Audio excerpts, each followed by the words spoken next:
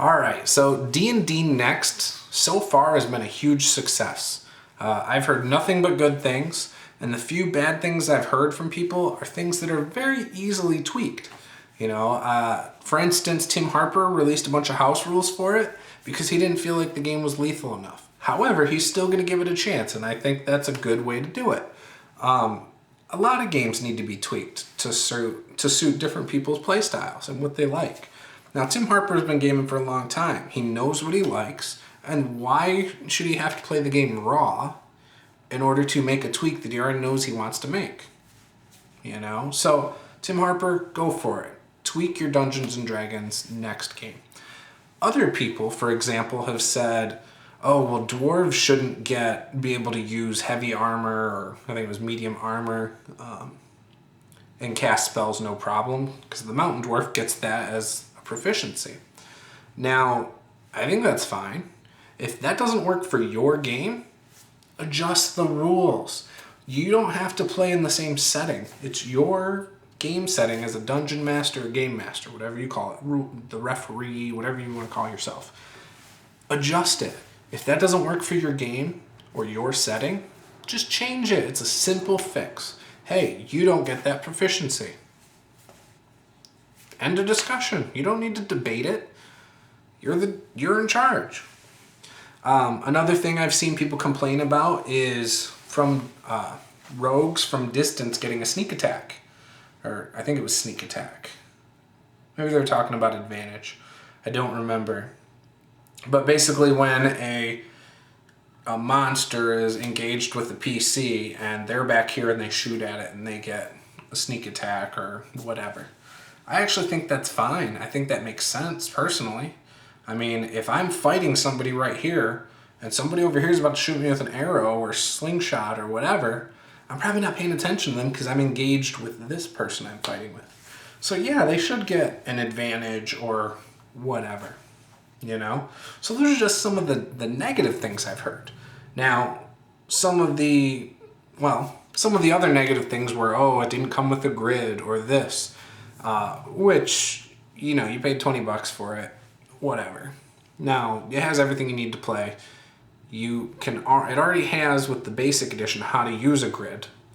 So it does have some basic rules in the free PDF. So it shouldn't be an issue. Now, some of the positive things I've heard.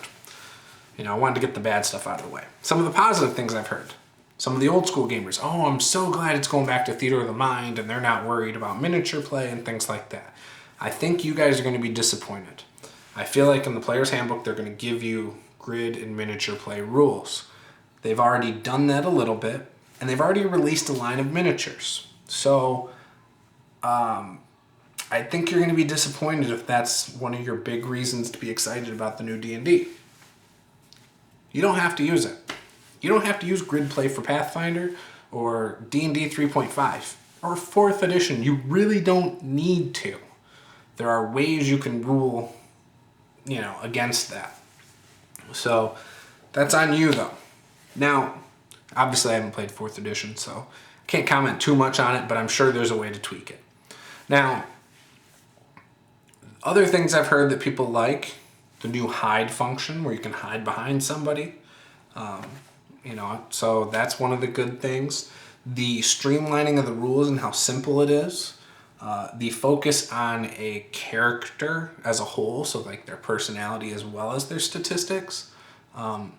The simplification of the skills and your saving throws. The advantage-disadvantage system, the proficiencies,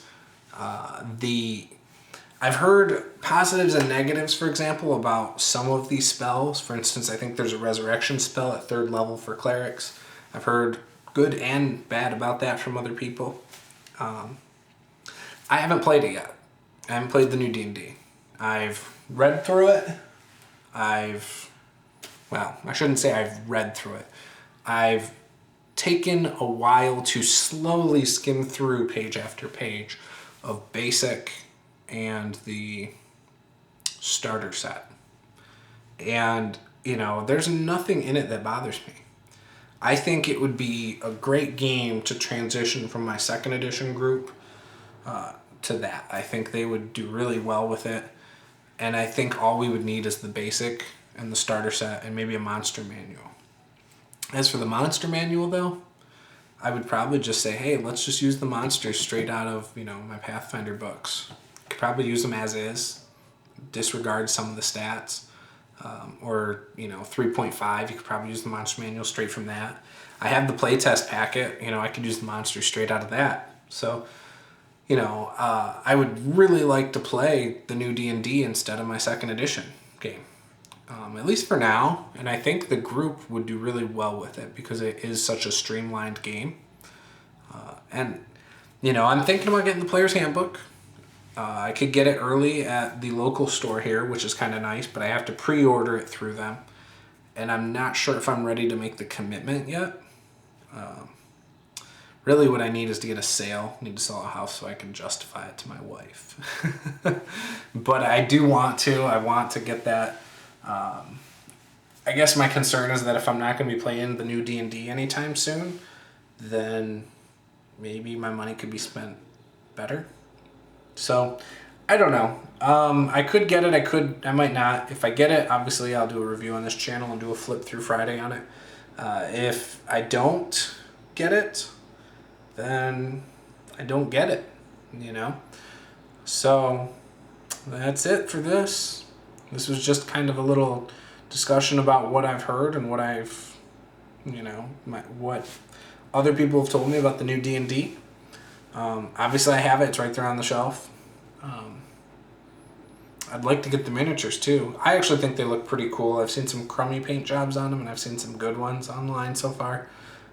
So I'm not sure about the dwarf cleric.